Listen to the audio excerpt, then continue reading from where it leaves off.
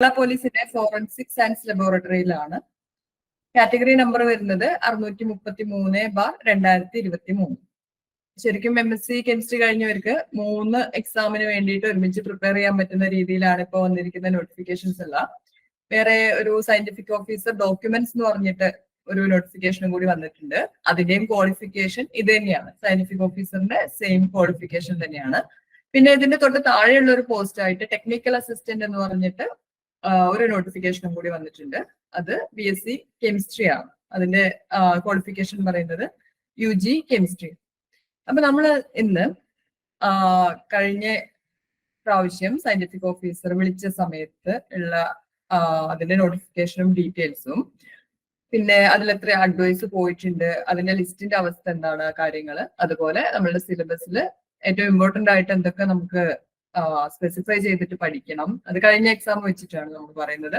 ഇത്രയും കാര്യങ്ങളൊക്കെയാണ് ഡിസ്കസ് ചെയ്യുന്നത്. അപ്പൊ ആദ്യം നമുക്ക് ഇത്രയും കാര്യങ്ങളാണ് ഈ ഒരു വെബിനാറിൽ നമ്മൾ ഡിസ്കസ് ചെയ്യുന്നത്. ആദ്യം നമ്മളെ നോട്ടിഫിക്കേഷൻ ഡീറ്റെയിൽസ്, പിന്നെ സിലബസ്, പിന്നെ പ്രീവിയസ് ഇയർ എക്സാമിന്റെ അനാലിസിസ്, അതായത് ഏതൊക്കെ ഏരിയയിൽ നിന്നാണ് കൂടുതൽ ക്വസ്റ്റ്യൻസ് വന്നിട്ടുള്ളത് എന്നുള്ളത്, അതുപോലെ നമുക്ക് എങ്ങനെയാണ് ഈ ഒരു എക്സാം ക്രാക്ക് ചെയ്യാൻ വേണ്ടിയിട്ട് നമുക്ക് എഫക്റ്റീവ് ആയിട്ടുള്ള ഒരു സ്ട്രാറ്റജി എന്താണ് എന്നുള്ളതും കൂടി നമുക്ക് ഡിസ്കസ് ചെയ്യാം.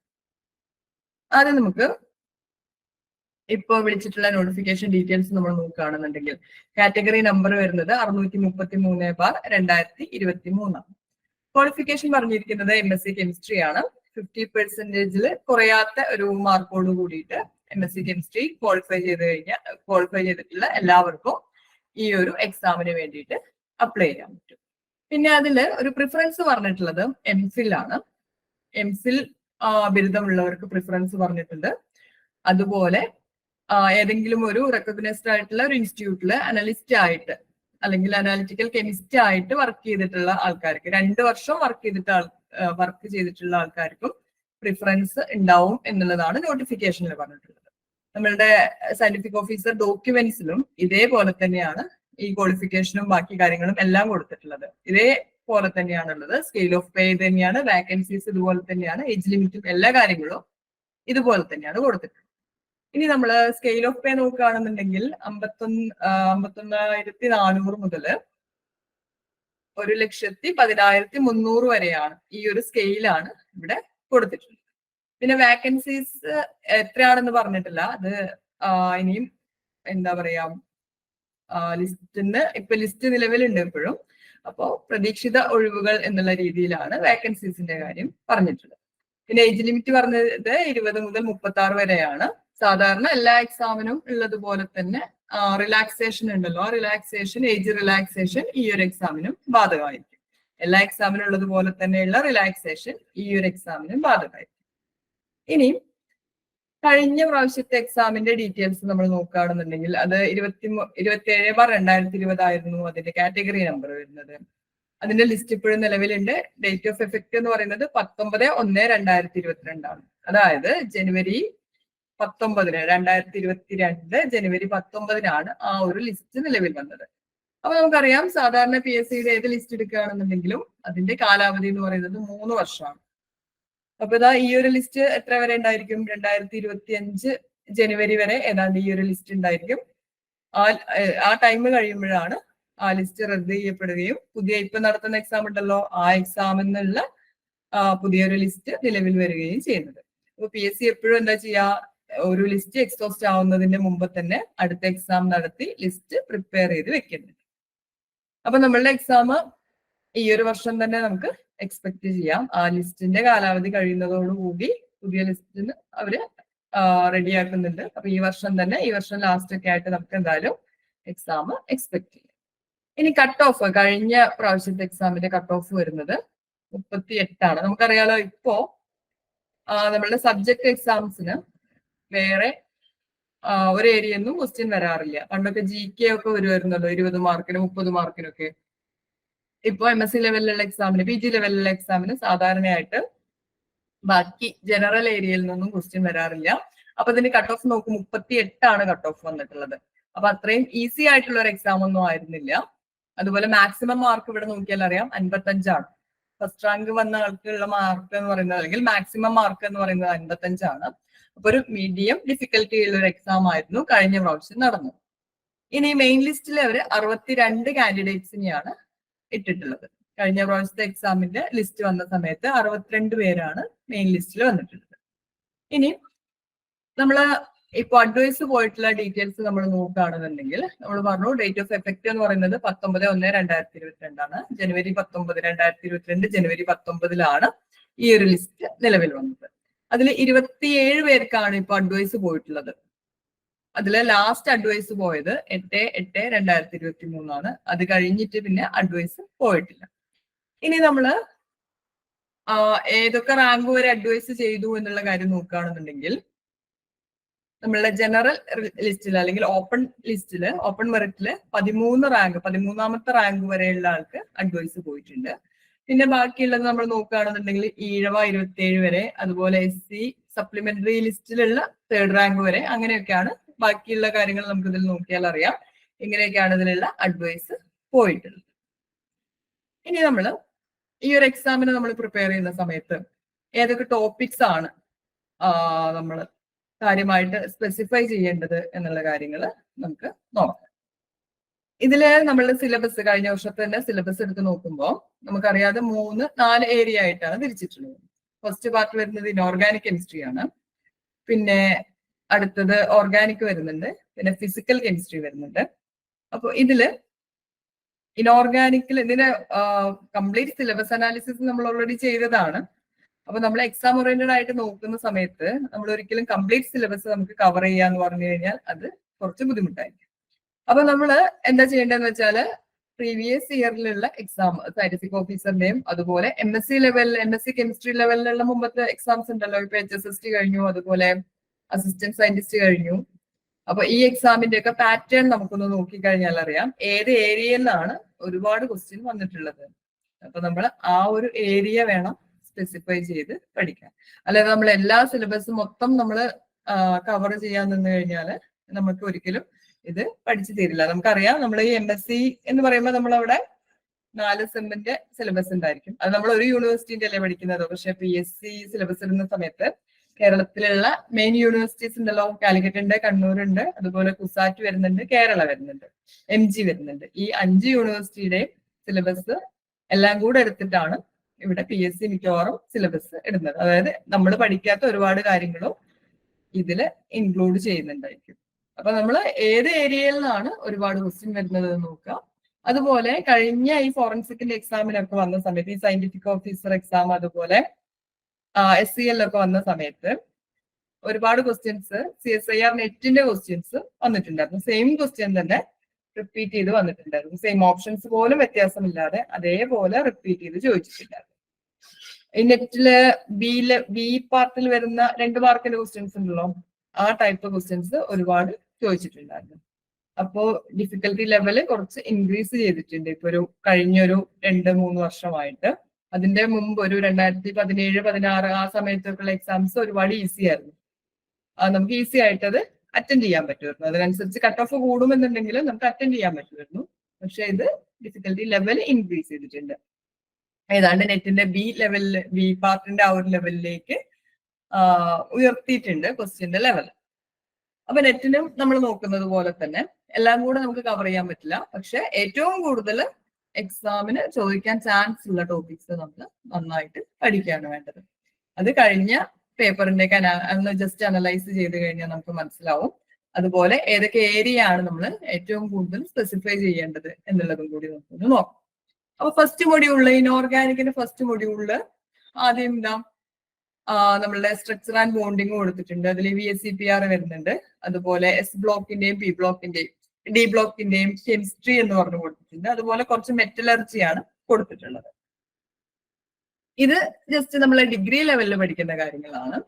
ഇതൊക്കെ നമുക്ക് ആ VSCPRൽ വരുന്ന കുറച്ച് കാര്യങ്ങൾ മാത്രം നമുക്കൊന്ന് നന്നായിട്ട് ഇരുന്ന് പഠിക്കേണ്ടി വരും, ഒന്ന് വർക്ക്ഔട്ട് ചെയ്ത് പഠിക്കേണ്ടി വരും. ബാക്കി കാര്യങ്ങളെല്ലാം നമുക്ക് ജസ്റ്റ് ഒന്ന് വായിച്ചു നോക്കിയാൽ തന്നെ മനസ്സിലാവുന്ന കാര്യങ്ങളാണ്. പിന്നെ വരുന്നത് HSAB കൺസെപ്റ്റ് ഉണ്ടല്ലോ, അതുപോലെ acid base concept, HSAB concept, പിന്നെ സെനോൺ ക്രിപ്റ്റോൺ കോമ്പൗണ്ട്സ്, ഈ ഒരു ഏരിയ നമ്മൾ എന്തായാലും നോക്കണം. സിനോണിന്റെ കോമ്പൗണ്ട്സ് എപ്പോഴും എക്സാമിന് ചോദിക്കാറുണ്ട്. നോബിൾ ഗ്യാസ് ആണല്ലോ സെനോൺ, പക്ഷേ സെനോണിന്റെ XCF2, XCOF2 ആ ടൈപ്പ് കോമ്പൗണ്ട്സ് എപ്പോഴും എക്സാമിന് ചോദിക്കാറുണ്ട്. അപ്പൊ ആ ഒരു ഏരിയ നമ്മൾ നന്നായിട്ടൊന്ന് സ്പെസിഫൈ ചെയ്ത് പഠിക്കും. പിന്നെ വരുന്നത് ഈ സൾഫർ നൈട്രജൻ കോമ്പൗണ്ട്സ് ഉണ്ടല്ലോ, ഇനോർഗാനിക് പോളിമേഴ്സ് എന്ന് പറയുന്ന ആ ഒരു ഏരിയ. സൾഫർ നൈട്രജൻ, അതുപോലെ ഫോസ്ഫറസ് നൈട്രജൻ, ആ ടൈപ്പ് കോമ്പൗണ്ട്സ്. അതിന്ന് 1-2 ക്വസ്റ്റ്യൻസ് കഴിഞ്ഞ പ്രാവശ്യം വന്നിട്ടുണ്ട്. അതും നമുക്ക് ഏറ്റവും സിമ്പിൾ ആയിട്ട് പഠിക്കാൻ പറ്റുന്ന കാര്യമാണ്. ഓക്കെ, അപ്പൊ അത് നമ്മള് അതുപോലെ SN കോമ്പൗണ്ട്സ്, PS കോമ്പൗണ്ട്സ്, അതിന്റെ സ്ട്രക്ചർ, അതുപോലെ അതിന്റെ പ്രോപ്പർട്ടീസ്, ഇത്രയും കാര്യങ്ങൾ നമ്മൾ എന്തായാലും ഈസി ആയിട്ട് പഠിച്ച് വെക്കേണ്ട കാര്യമാണ്. പിന്നെ വരുന്നത് ബോറൈറ്റ്സ് ഉണ്ടല്ലോ, ബോറോൺ ഹൈഡ്രൈറ്റ്സ്, അത് ഓർഗാനോബൊറൈൻസ്, കാർബോറൈൻസ്, അതുപോലെ മെറ്റാലോബൊറൈൻസ്, സ്റ്റൈക്സ് നമ്പർ, വെയ്റ്റ്സ് റൂൾ, ഇത്രയും കാര്യങ്ങൾ. ഇത് എന്തായാലും ഇതൊന്ന് ക്വസ്റ്റ്യൻ വരുന്നുള്ള കാര്യം ഉറപ്പാണ്. ബോറോൺ ഹൈഡ്രൈറ്റ്സ് മുതലുള്ള ടോപ്പിക്സ് എന്തായാലും ക്വസ്റ്റ്യൻസ് വരും. കഴിഞ്ഞ പ്രാവശ്യം 2-3 മാർക്കിന് ഈ ഒരു ഏരിയയിൽ നിന്ന് ക്വസ്റ്റ്യൻസ് വന്നിട്ടുണ്ട്. സ്റ്റൈക്സ് നമ്പർ കാണാനൊക്കെ നമുക്ക് ഒരുപാട് ട്രിക്ക് ഉണ്ട്. അതുപോലെ ഇത് പഠിക്കുന്ന സമയത്ത് നമ്മൾ യൂണിവേഴ്സിറ്റി എക്സാമിന് പഠിക്കുന്ന ആ ഒരു രീതിയിലല്ലല്ലോ ഒരിക്കലും നമ്മളൊരു ഒബ്ജക്റ്റീവ് ടൈപ്പ് എക്സാം എഴുതാൻ വേണ്ടിയിട്ട് പ്രിപ്പയർ ചെയ്യേണ്ടത്. അപ്പോൾ ഒരുപാട് കാര്യങ്ങൾക്ക് നമുക്ക് ഒരുപാട് ട്രിക്സ് അവൈലബിൾ ആണ്. അതുപോലെ ഡിസ്ക്രിപ്റ്റീവ് ആയിട്ടുള്ള കാര്യങ്ങളൊന്നും നമ്മൾ പഠിക്കേണ്ട ആവശ്യമില്ല. ഒരുപാട് കോഡൊക്കെ വെച്ചിട്ട് നമുക്ക് ഒരുപാട് കാര്യങ്ങൾ പഠിക്കാം. ഈ സ്റ്റൈക്സ് നമ്പർ കാണാനൊക്കെ നമുക്ക് ഈസി ആയിട്ട് ചെയ്യാൻ പറ്റുന്ന കാര്യമാണ്. ഒരു 10 സെക്കൻഡ് കൊണ്ട് കാണാൻ പറ്റുന്ന കാര്യമാണ്. അപ്പൊ ഇങ്ങനെയുള്ള ട്രിക്സ് എല്ലാം ഏതൊക്കെയാണ് ഉള്ളത് എന്നുള്ളത് നോക്കിയിട്ട്, ഇനോർഗാനിക്കിൽ ഒരുപാട് ഏരിയകൾ അത് വരുന്നുണ്ട്. അപ്പൊ എന്തൊക്കെയാണ് എന്നുള്ളത് നോക്കിയിട്ട് അങ്ങനെ വേണം നമ്മൾ പഠിച്ചു.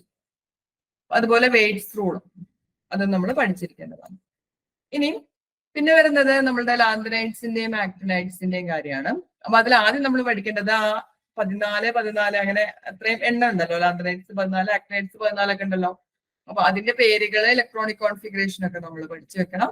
അതിനും ഒരു കോഡായിട്ട് നമുക്ക് പഠിച്ചു കഴിഞ്ഞാൽ ഈസി ആയിട്ട് നമുക്ക് ചെയ്യാൻ പറ്റും. അതുപോലെ ലാന്തനൈഡ് സെപ്പറേഷൻ, ആ കാര്യവും നമ്മൾ ഓർത്തു വെക്കേണ്ടതാണ്. ഇനി നമ്മളുടെ ഇനോർഗാനിക്കിൽ ഏറ്റവും ഇമ്പോർട്ടന്റ് ആയിട്ടുള്ള ടോപ്പിക് നമ്മളുടെ കോർഡിനേഷൻ കെമിസ്ട്രി ആണ്. കോർഡിനേഷൻ കെമിസ്ട്രിയിൽ അത് നമ്മൾ വെർണേഴ്സ് തിയറി എന്താണ് എന്നുള്ളത് ആ ഒരു ഏരിയ ക്വസ്റ്റ്യൻ വരാൻ ചാൻസ് ഇല്ല. അത് ഏറ്റവും ബേസിക് ആയിട്ടുള്ള കാര്യമാണല്ലോ.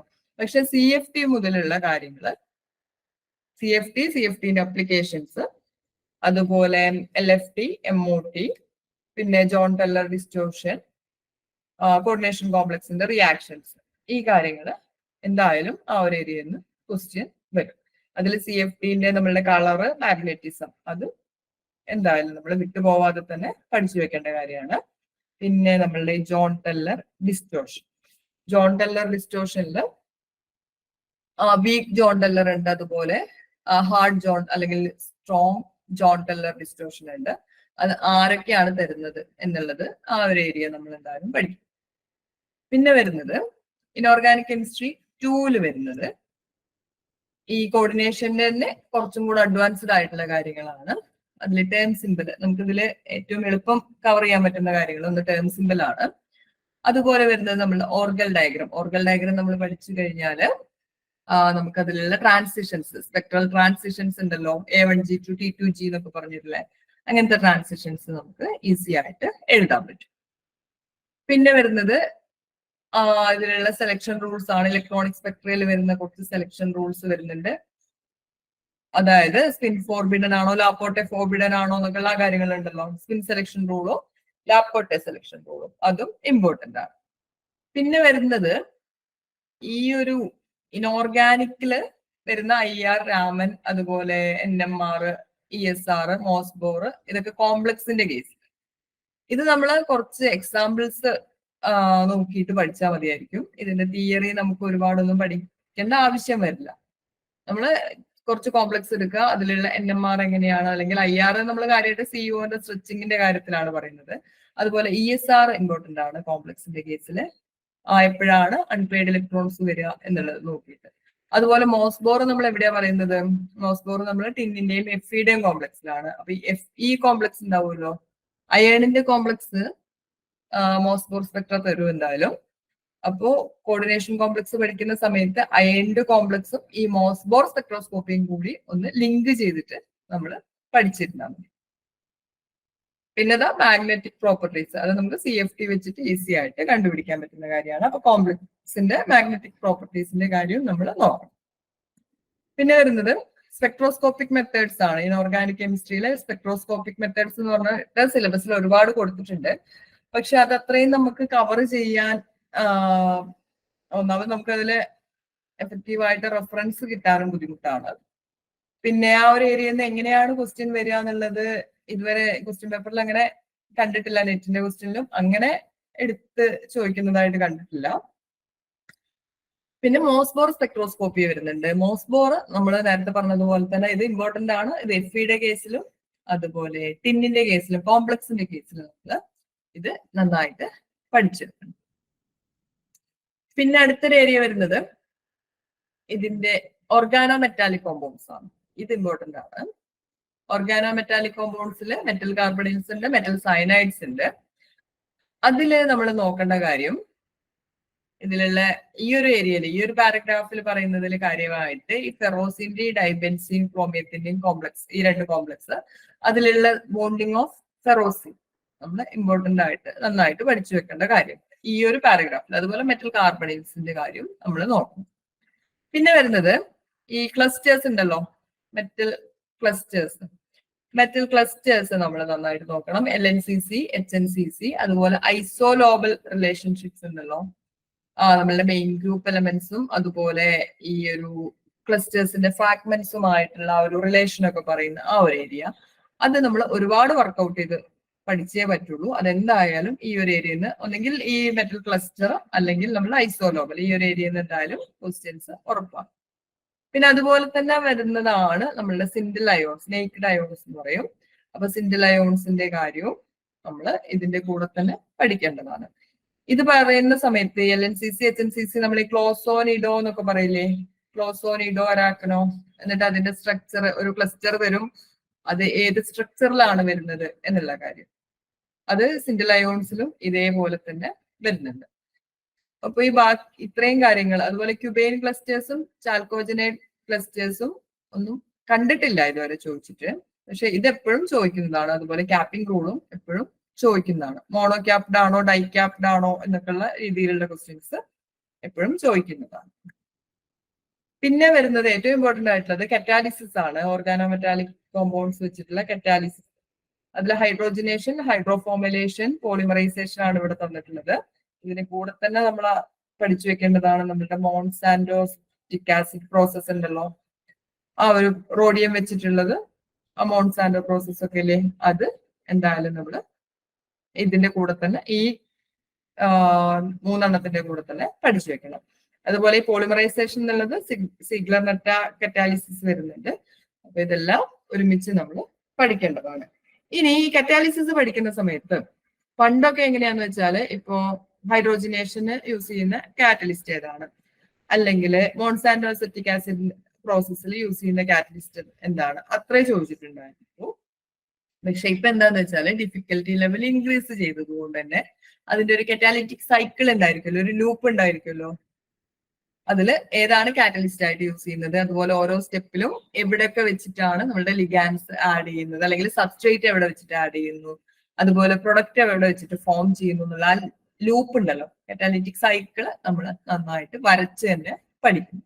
അപ്പോൾ ഈ ഒരു ഇമ്പോർട്ടന്റ് ആയിട്ടുള്ള ഏരിയ ആണ് ഇത്. നമ്മൾ വരച്ച് പഠിച്ചാൽ മാത്രമേ ഇനി ഉള്ള ക്വസ്റ്റ്യനിൽ, ഇനി വരുന്ന എക്സാമിനൊക്കെ നമുക്ക് ആൻസർ ചെയ്യാൻ പറ്റുള്ളൂ. അവരെ ലൂപ്പിന്റെ ഉള്ളിൽ നിന്ന് ഓരോ സ്റ്റെപ്പ് വെച്ചിട്ടായിരിക്കും. അതായത് ഏതെങ്കിലും ഒരു സബ്സ്ട്രേറ്റ് ആഡ് ചെയ്ത സമയത്ത് റോഡിയത്തിന്റെ ഓക്സിഡേഷൻ സ്റ്റേറ്റ് എത്രയായിട്ടാണ് ചേഞ്ച് ചെയ്തത്, എത്രയിൽ എത്രയായിട്ട് ചേഞ്ച് ചെയ്തു, അങ്ങനെ ആ സൈക്കിളിന്റെ ഉള്ളിൽ നിന്നുള്ള ക്വസ്റ്റ്യൻസ് വരാനുള്ള ചാൻസ് കൂടുതലാണ്. പിന്നെ വരുന്നത് നമ്മളുടെ ബയോ ഇനോർഗാനിക് ആണ്. ബയോ ഇനോർഗാനിക് എന്ന് പറയുന്നത് ഏറ്റവും ഈസി ആയിട്ടുള്ള ടോപ്പിക്കാണ്. ഇനോർഗാനിക്കിൽ നമുക്ക് ഏറ്റവും കൂടുതൽ ഈസി ആയിട്ട് മാർക്ക് സ്കോർ ചെയ്യാൻ പറ്റുന്ന ടോപ്പിക്കാണ്. ഇത് നമ്മൾ ജസ്റ്റ് എന്താണോ നമ്മൾ വായിക്കുന്നത് അത് അതുപോലെ പഠിച്ചാൽ മതി. ഇതിൽ ട്വിസ്റ്റ് ഒന്നും വരാനുള്ള ചാൻസ് ഇല്ല. ഇതിൽ വേറെ തരത്തില് ഒരുപാട് വളഞ്ഞു തിരിഞ്ഞൊന്നും ക്വസ്റ്റ്യൻസ് വരാനുള്ള ചാൻസ് ഇല്ല. അപ്പൊ നമ്മൾ കാര്യമായിട്ട് പഠിക്കുന്ന role of iron, calcium, copper. അതിൽ അയേണിന്റെയും കോപ്പറിന്റെയും എൻസൈംസ് ആണ് നമുക്ക് കൂടുതലായിട്ട് പഠിക്കാനുള്ളത്. അതുപോലെ അയോൺ ട്രാൻസ്പോർട്ടിന്റെ മെംബ്രെയിന്റെ അക്രോസ് അയോൺ ട്രാൻസ്പോർട്ട് നടക്കുന്നത് എങ്ങനെയാണെന്നുള്ളത്. പിന്നെ സോഡിയം പൊട്ടാസ്യം പമ്പ് ഇമ്പോർട്ടന്റ് ആണ്. അതിന്റെ കൂടെ തന്നെ ഏറ്റവും ഇമ്പോർട്ടന്റ് ആയിട്ടുള്ള ആൾക്കാർ ഇതാണ് മയോഗ്ലോബിനും ഹീമോഗ്ലോബിനും. ഇതിലുള്ള FE ട്രാൻസ്പോർട്ട്, FE സ്റ്റോറേജ്, ഇത് ഇമ്പോർട്ടന്റ് ആണ്. അതുപോലെ ഫെറഡോക്സിൻ, റിബ്രഡോക്സിൻ, ആ ഒരു ഏരിയ ഇമ്പോർട്ടന്റ് ആണ്. അതുപോലെ പിന്നെ ഫോട്ടോസിന്തസിസ്, പോർഫൈറിൻ റിംഗ് സിസ്റ്റം, അതുപോലെ ഓരോ എൻസൈമിലുള്ള റിംഗ് സിസ്റ്റം ഏതാണെന്നുള്ളത്. കോറിൻ റിംഗ് ഉണ്ട്, പോർഫൈറിൻ റിംഗ് ഒക്കെ അല്ലേ. അതില് നൈട്രജന്റെ എണ്ണം എത്രയാണ്, അല്ലെങ്കിൽ അതിൽ മിഥൈൻ ബോണ്ടിന്റെ എണ്ണം എത്രയാണ്, ഡബിൾ ബോണ്ടിന്റെ എണ്ണം എത്രയാണ് എന്നുള്ള കാര്യങ്ങൾ, അത് റിംഗ് എല്ലാം നമ്മളൊന്ന് നന്നായിട്ട് വരച്ച് തന്നെ പഠിക്കണം. അതുപോലെ മെറ്റൽസ് ഇൻ മെഡിസിൻ, ഈ ഒരു ഏരിയയിൽ നമ്മളുടെ സിസ്പ്ലാറ്റിൻ ഇമ്പോർട്ടന്റ് ആണ്. സിസ്പ്ലാറ്റിന്റെ പ്രിപ്പറേഷൻ ഉണ്ടല്ലോ, നമ്മളുടെ ട്രാൻസ് എഫക്ട് എന്ന് പറയുന്ന ഒരു കാര്യമല്ലേ, ട്രാൻസ് എഫക്ട് വെച്ചിട്ടുള്ള പ്രിപ്പറേഷൻ, സിസ്പ്ലാറ്റിൻ. അതുപോലെ കാർബോക്സി പ്ലാറ്റിൻ ഉണ്ട്. ഇത് രണ്ടും ഇതിൽ ഏറ്റവും ഇമ്പോർട്ടന്റ് ആയിട്ടുള്ള ഒരു ഏരിയ. ഇനി ഇനോർഗാനിക് 3 നമ്മൾ പോകുന്ന സമയത്ത് ഇവിടെ ആദ്യത്തെ ടോപ്പിക് കൊടുത്തിരിക്കുന്നത് നമ്മളുടെ ന്യൂക്ലിയർ കെമിസ്ട്രി ആണ്. അപ്പൊ ന്യൂക്ലിയർ കെമിസ്ട്രിയിൽ ഏറ്റവും നമുക്ക് ഈസി ആയിട്ട് പഠിക്കാൻ പറ്റുന്നത് അതിന്റെ സ്ട്രക്ചർ, സ്റ്റെബിലിറ്റി, അതുപോലെ മാജിക് നമ്പേഴ്സ് എന്ന് പറയുന്ന ആ ഒരു 5-6 നമ്പേഴ്സ് വരുന്നുണ്ടല്ലോ, ആ എണ്ണം നോക്കിയിട്ടുള്ളത്, ഏതൊക്കെ നമ്പർ വന്നു കഴിഞ്ഞാലാണ് സ്റ്റേബിൾ ആവുക എന്നുള്ള ആ ഒരു കാര്യം. അപ്പൊ അത് ഇമ്പോർട്ടന്റ് ആണ്. അതുപോലെ ന്യൂട്രോൺ ക്യാപ്ചർ ഉണ്ട്, capture cross section, critical size, പിന്നെ ന്യൂക്ലിയർ ഫിഷന്റെയും ഫ്യൂഷന്റെയും അപ്ലിക്കേഷൻസ്, നമ്മുടെ ആറ്റം ബോംബും അതുപോലെ ഹൈഡ്രജൻ ബോംബും, പിന്നെ NAA ന്യൂട്രോൺ ആക്ടിവേഷൻ അനാലിസിസ്. ഇതിൽ പിന്നെയും ഇമ്പോർട്ടന്റ് ആയിട്ടുള്ള കാര്യം കൗണ്ടിങ് ടെക്നിക്സ് ആണ്. നമ്മളുടെ സിൻഡിലേഷൻ കൗണ്ടറും GM കൗണ്ടറും ഒക്കെ ഇതിൽ ഇമ്പോർട്ടന്റ് ആയിട്ടുള്ളതാണ്. പിന്നെ ഇനോർഗാനിക്കിന്റെ കൂടെയും കുറച്ച് സോളിഡ് സ്റ്റേറ്റ് വരുന്നുണ്ട്. ഈ സോളിഡ് സ്റ്റേറ്റിൽ പറയുന്നത് ഇതിൽ പോയിന്റ് ഗ്രൂപ്പ് പറയുന്നുണ്ട്, അതുപോലെ സ്പേസ് ഗ്രൂപ്പ്സ്, പിന്നെ മില്ലർ ഇൻഡിസസ് ഇമ്പോർട്ടന്റ് ആണ്. ഇത് നമ്മൾ പഠിച്ചു വെക്കണം. പിന്നെ CCP, HCP നോക്കണം. പിന്നെ BCC, FCC, പിന്നെ HCP, BCC, FCC, അതുപോലെ HC ഒക്കെ ആവുന്ന സമയത്തുള്ള എണ്ണം, അതുപോലെ അതിലുള്ള റേഡിയസും ഒരു സൈഡും തമ്മിലുള്ള റിലേഷൻ കാണിക്കുന്ന ഇക്വേഷൻസ് ഉണ്ടല്ലോ, അങ്ങനത്തെ ഇക്വേഷൻസ് എല്ലാം ഇതിൽ ഇമ്പോർട്ടന്റ് ആണ്. പിന്നെ വരുന്നത് എക്സ്റേ ഡിഫ്രാക്ഷൻ ആണ്. ക്രിസ്റ്റൽസിന്റെ എക്സ്റേ ഡിഫ്രാക്ഷൻ, അതില് ബ്രാക്സ് ലോ വരുന്നുണ്ട്. ഇതേ ഒരു ഏരിയ തന്നെ നമ്മളുടെ ഫിസിക്കൽ കെമിസ്ട്രിയിലും വരുന്നുണ്ട്. പിന്നെ crystal defect, Schottky defect ഉണ്ട്, ഫംഗൽ ഡിഫക്ട് ഉണ്ട്, അതല്ലാത്ത വേറെയും ഡിഫക്റ്റുകൾ ഉണ്ട്. ഇത് രണ്ടും സ്റ്റോഷിയോമെട്രിക് ആണ്, പക്ഷെ നോൺ സ്റ്റോഷിയോമെട്രിക് ഡിഫക്ട് വരുന്നുണ്ട്. പിന്നെ F സെന്റർ, P സെന്റർ ഒക്കെ വരുന്നുണ്ടല്ലോ. അപ്പൊ അതെല്ലാം നമ്മൾ പഠിച്ചു വെക്കണം. അതെല്ലാം കറക്റ്റ് ആയിട്ട് എവിടെയാണ്, ആരാണ് മിസ്സാവുന്നത്, അപ്പൊ ഡെൻസിറ്റിയിൽ എന്താണ് വ്യത്യാസം വരുന്നത്, അതെല്ലാം നമ്മൾ നോക്കണം. പിന്നെ ഒരു കാര്യം, ഇപ്പോ സ്റ്റേറ്റ്മെന്റ്സ് ആയിട്ടാണ് കൂടുതലായിട്ട് ക്വസ്റ്റ്യൻസ് കാണുന്നത്. അപ്പൊ നമ്മളൊരു ഡിഫക്റ്റ് പഠിക്കുകയാണെന്നുണ്ടെങ്കിൽ അതിനെക്കുറിച്ചുള്ള ഒരുപാട് സ്റ്റേറ്റ്മെന്റ്സ് തരും, അതിൽ ഏതൊക്കെയാണ് ശരി എന്നുള്ള രീതിയിലുള്ള ക്വസ്റ്റ്യൻസ് വരാറുണ്ട്. ഇനി ഇലക്ട്രോണിക് സ്ട്രക്ചർ ഓഫ് സോളിഡ്സ് പറയുന്നുണ്ട്. പിന്നെ വരുന്നത് കണ്ടക്ടേഴ്സിന്റെയും ഇൻസുലേറ്റേഴ്സിന്റെയും സെമി കണ്ടക്ടേഴ്സിന്റെയും തിയറി, പിന്നെ ഡോപ്പിങ്ങും ബാൻഡ് ഗ്യാപ്പ് അഡ്ജസ്റ്റ്മെന്റ്സും ഒക്കെ വരുന്നുണ്ട്. ഇത് നമ്മൾ +2 ലെവലിൽ പഠിക്കുന്ന കാര്യങ്ങൾ തന്നെയാണ്. ബാൻഡ് തിയറി ഒക്കെ അതും നമ്മളൊന്ന് ഓർത്ത് വെക്കണം. പിന്നെ ഏറ്റവും ഇമ്പോർട്ടന്റ് ആയിട്ടുള്ളത് നമ്മളുടെ സ്പൈനൽസ് ആണ്. സ്പൈനൽസും ഇൻവേഴ്സ് സ്പൈനൽസും നമുക്കറിയാലോ, ഇങ്ങനെ AB2O4 എന്നുള്ള രീതിയിൽ വരുന്നത്. അപ്പൊ സ്പൈനൽസ് സ്പൈനൽ ആണോ ഇൻവേഴ്സ് സ്പൈനൽ ആണോ എന്നുള്ളത് എങ്ങനെയാണ് നോക്കുന്നത് എന്നുള്ളത് ഇമ്പോർട്ടന്റ് ആണ്. അത് നമ്മൾ CFSE വെച്ചിട്ടാണ് സാധാരണ നമ്മൾ കാൽക്കുലേറ്റ് ചെയ്യുന്നത്. നമ്മളുടെ CFTയില് ക്രിസ്റ്റൽ ഫീൽഡ് സ്റ്റെബിലൈസേഷൻ എനർജി കാണാനുള്ള കാര്യങ്ങൾ അവിടെ നമ്മൾ പഠിക്കും. അപ്പൊ അതിന്റെ കൂടെ തന്നെ ആ CFT പഠിക്കുന്നതിന്റെ ഒരു അപ്ലിക്കേഷൻ ആയിട്ട് വേണം നമ്മൾ ഈ സ്പൈനലും ഇൻവേഴ്സ് സ്പൈനലും പഠിക്കാൻ വേണ്ടിയിട്ട്. ഇതില് ശരിക്കും നമ്മൾ പഠിക്കുന്ന സമയത്ത് ഈ ഒരു ഏരിയയിൽ ഇതിന്റെ കൂടെ അല്ല, അതിന്റെ കൂടെ വേണം, CFTയുടെ കൂടെ വേണം, ക്രിസ്റ്റൽ ഫീൽഡ് തിയറിയുടെ കൂടെ വേണം ഈ ഒരു കാര്യം നമ്മൾ കവർ ചെയ്യാം. എന്നാൽ മാത്രമേ നമുക്ക് ആ ഒരു കണക്ഷൻ കിട്ടുള്ളൂ. പിന്നെ വരുന്നത് ലിക്വിഡ് ക്രിസ്റ്റൽസ് ഉണ്ട്. ലിക്വിഡ് ക്രിസ്റ്റൽസിന്റെ അപ്ലിക്കേഷൻ, ഇത് ആകെ കുറച്ചേ നമുക്ക് പഠിക്കാനുള്ളൂ, പക്ഷെ ഈ ഒരു ഏരിയയിൽ നിന്ന് ക്വസ്റ്റ്യൻ ചോദിച്ചിട്ടുണ്ട്. ലിക്വിഡ് ക്രിസ്റ്റൽസിന്റെ കാര്യത്തിൽ നമുക്ക് ക്വസ്റ്റ്യൻ എന്തായാലും ചോദിച്ചിട്ടുണ്ട്. ഇനി അപ്പൊ ഇത്രയാണ് ഇനോർഗാനിക്കിന്റെ കാര്യങ്ങള്. നമ്മള് സാധാരണ കെമിസ്ട്രിയുടെ എക്സാംസ് നമ്മൾ അറ്റൻഡ് ചെയ്യുന്ന സമയത്ത് നമ്മൾ ഇനോർഗാനിക് ആണ് നമുക്ക് ഏറ്റവും എല്ലാവർക്കും അല്ല, എന്നാലും മെജോറിറ്റി ആൾക്കാർക്ക് കുറച്ചുകൂടെ പെട്ടെന്ന് നമുക്ക് അറ്റൻഡ് ചെയ്യാൻ പറ്റുന്നത്. ഫിസിക്കൽ ആകുമ്പോൾ പല കാര്യങ്ങളും ഒരുപാട് നമ്മൾ കണക്ട് ചെയ്തെടുക്കേണ്ടി വരും. കുറച്ച് പ്രോബ്ലംസ്, ന്യൂമറിക്കൽ പ്രോബ്ലംസ് വരും. പിന്നെ കുറെ കാര്യങ്ങൾ ഇങ്ങനെ കണക്ട് ചെയ്തെടുക്കേണ്ടി വരും. ഇനോർഗാനിക്കിൽ അങ്ങനെ നമ്മൾ പഠിച്ചു കഴിഞ്ഞാൽ നമ്മൾ ആ ഒരു പോയിന്റ് പഠിച്ചിട്ടുണ്ടെങ്കിൽ അത് നമുക്ക് എഴുതാൻ പറ്റും, അറ്റൻഡ് ചെയ്യാൻ പറ്റും ഇനോർഗാനിക്. ഇനി നമുക്ക് ഓർഗാനിക്കിൽ എന്തൊക്കെയാണ് ഇമ്പോർട്ടന്റ് ആയിട്ടുള്ളത് എന്ന് നോക്കാം. കംപ്ലീറ്റ് സിലബസ് ഞാൻ പറയുന്നില്ല, നമ്മൾ ഓൾറെഡി ചെയ്തതാണ്. ഇതിൽ നമുക്ക് ഇമ്പോർട്ടന്റ് ആയിട്ട് അല്ലെങ്കിൽ ഈസി ആയിട്ട് കവർ ചെയ്യാൻ പറ്റുന്ന ടോപ്പിക്സ്, എക്സാമിന് നമുക്ക് ഏറ്റവും യൂസ്ഫുൾ ആവുന്ന രീതിയിൽ എങ്ങനെയാണ് ഇത് കവർ ചെയ്യാൻ പറ്റുക. അപ്പൊ ആദ്യം നമുക്ക് പറയുന്നത് നമ്മളുടെ സ്റ്റീരിയോ കെമിസ്ട്രിയിലുള്ള കുറച്ച് കാര്യങ്ങളാണ്. അതിലുള്ള മോളിക്കുലർ സിമെട്രി, അതുപോലെ chirality, axial chirality, planar chirality, helicity, ഇത് ഇമ്പോർട്ടന്റ് ആണ്. ഹെലിസിറ്റി, അതുപോലെ ആക്സിയൽ ആണോ പ്ലാനാർ ആണോ എങ്ങനത്തെ കൈറാലിറ്റി ആണ് കാണിക്കുന്നത് എന്നുള്ളത് ഇമ്പോർട്ടന്റ് ആണ്. പിന്നെ ആറും എസും, ഒരു മോളിക്യൂൾ തന്നു കഴിഞ്ഞാൽ അത് ആറാണോ എസ് ആണോ, അല്ലെങ്കിൽ 2-3 കൈറാൽ കാർബൺ ഉണ്ടെങ്കിൽ അതിൽ ഓരോ പോയിന്റിന്റെ 6, എസ് ഒക്കെ കാണാനുള്ളത്, അത് നമ്മൾ നന്നായിട്ട് വർക്ക്ഔട്ട് ചെയ്ത് പഠിക്കണം. ഇനി സ്റ്റീരിയോ കെമിസ്ട്രി ബൈഫിനലിന്റെയും അല്ലീന്റെയും, ഇത് ഇമ്പോർട്ടന്റ് ആണ്. ഇതെല്ലാം കാണാൻ വേണ്ടിയിട്ട് നമുക്ക് ഓരോ എന്താ പറയുക ട്രിക്ക് ഉണ്ട് ഇതിനെല്ലാം. ബൈഫിനൽ അല്ലീന്റെ ഒക്കെ സ്റ്റീരിയോ കെമിസ്ട്രി എങ്ങനെയാണ് വരുന്നത്, ഒരു സ്ട്രക്ചർ കിട്ടി കഴിഞ്ഞാൽ അത് ആറാണോ എസ് ആണോ എന്നൊക്കെ നോക്കാൻ വേണ്ടിയിട്ട് നമുക്ക് ഒരുപാട് ട്രിക്സ് ഉണ്ട്. അപ്പൊ ഈ ഒരു ഏരിയ ഒക്കെ അങ്ങനെ വേണം നമ്മൾ പഠിക്കാൻ. പിന്നെ വരുന്നത് ടോപ്പിസിറ്റി, ഹോമോടോപ്പിക് ആണോ എനാൻഷിയോടോപ്പിക് ആണോ എന്നൊക്കെ നോക്കില്ലേ, ഇത് ഇമ്പോർട്ടന്റ് ആണ്. ഇത് പഠിക്കുന്നതിന്റെ കൂടെ അതിന്റെ NMR സിഗ്നലിന്റെ എണ്ണവും കൂടി പഠിക്കണം. 3 എണ്ണമാണ് ഉണ്ടാവുക, ഹോമോടോപ്പിക്കും എനാൻഷിയോടോപ്പിക്കും പിന്നെ ഡയാസ്റ്റീരിയോടോപ്പിക്കും.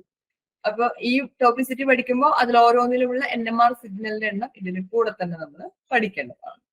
പിന്നെ അസിമെട്രിക് സിന്തസിസ് ഉണ്ട്, പിന്നെ ആക്സിയൽ സ്റ്റീരിയോ കെമിസ്ട്രി, അതുപോലെ അൾട്രോപൈസോമറിസം. നമ്മൾ ഈ ബൈഫിനൈലിന്റെ കേസിൽ തന്നെയാണ് നമ്മൾ അൾട്രോപൈസോമറിസം പറയുന്നത്, അതിന്റെ ഡെസിഗ്നേഷൻ.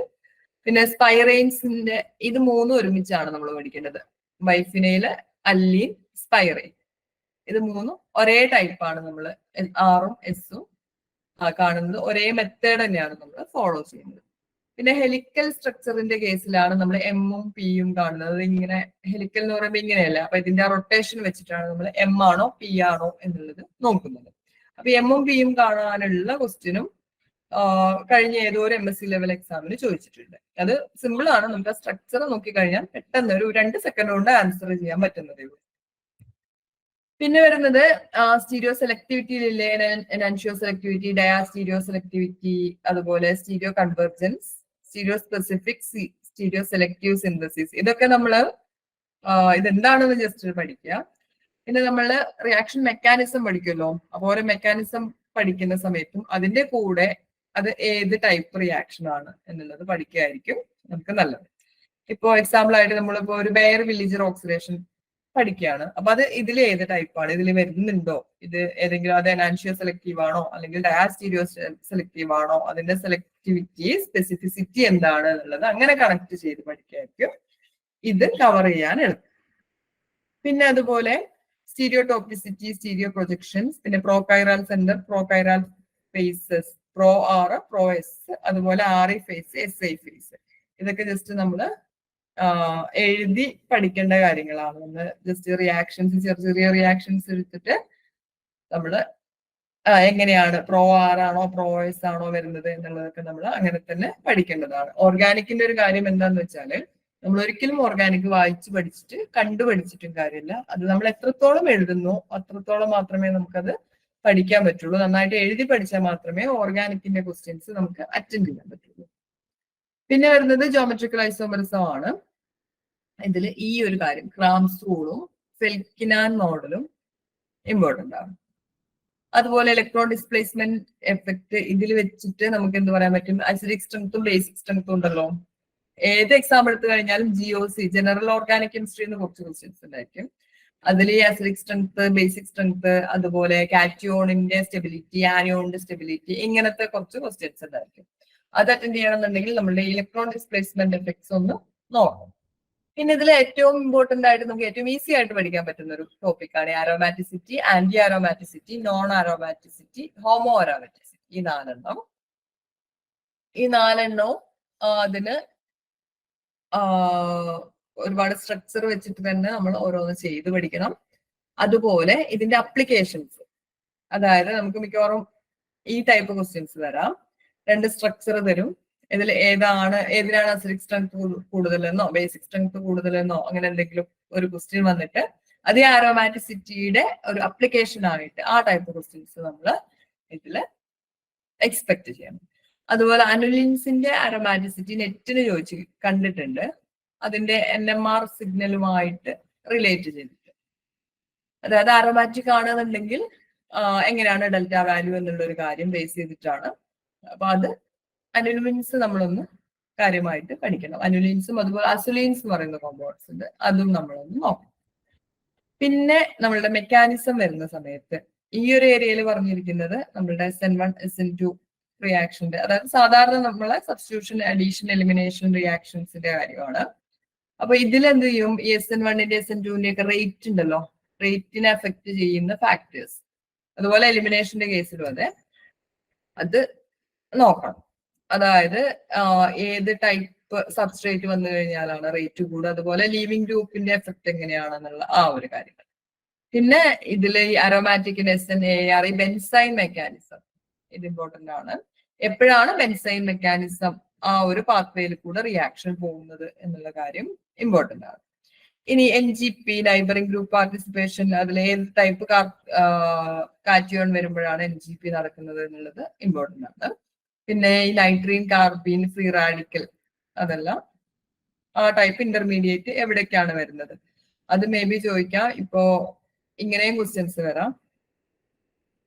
ഇപ്പൊ കാർബീൻ ഇന്റർമീഡിയറ്റ് ആവുന്ന റിയാക്ഷൻ, താഴെ ഒരു 4 റിയാക്ഷൻ കൊടുത്തിട്ട് അതിൽ ഏതിലാണ് കാർബീൻ ഇന്റർമീഡിയറ്റ് വരുന്നത് അല്ലെങ്കിൽ നൈട്രീൻ ഇന്റർമീഡിയറ്റ് വരുന്നത്, അങ്ങനെയും ഡയറക്റ്റ് ആയിട്ടും ക്വസ്റ്റ്യൻ വരാം.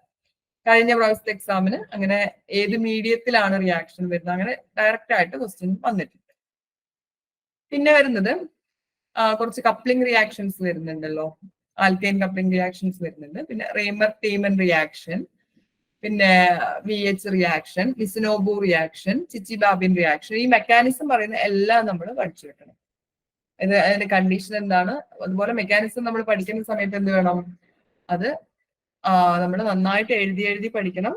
കഴിഞ്ഞ ഇതുവരെയുള്ള നെറ്റിന്റെ ക്വസ്റ്റ്യൻസ് നമുക്ക് പറ്റുന്നുണ്ടെങ്കിൽ ഒന്ന് അതിന്റെ വീൽ പാർട്ടൊക്കെ ഒന്ന് നന്നായിട്ട് സോൾവ് ചെയ്തു, അപ്പൊ നമുക്കൊരു ഒരു ലെവലിലുള്ള ക്വസ്റ്റ്യൻസ് നമുക്ക് കിട്ടും.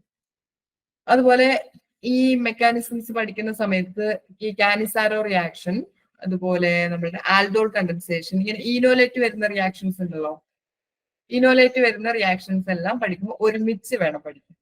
അതൊക്കെ ഒരു സെറ്റ് ആയിട്ട് വേണം പഠിക്കാം.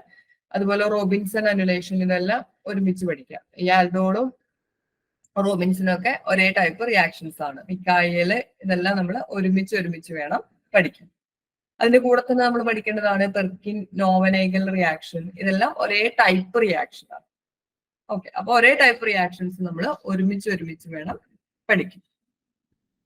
പിന്നെ വരുന്നത് ഹോഫ്മാൻ സ്റ്റേറ്റ്സ് ഓഫ് എലിമിനേഷൻ, ഇതെല്ലാം ഈ ഒരു ഏരിയ ഒക്കെ വരുന്നത് ബേസിക് ആയിട്ടുള്ള ഡിഗ്രി ലെവലുള്ള കാര്യങ്ങളാണ്. പിന്നെ കുറച്ചെണ്ണം കൂടെ നമ്മളുടെ മെക്കാനിസം എന്ന് പറഞ്ഞിട്ട് വന്നിട്ടുണ്ട്.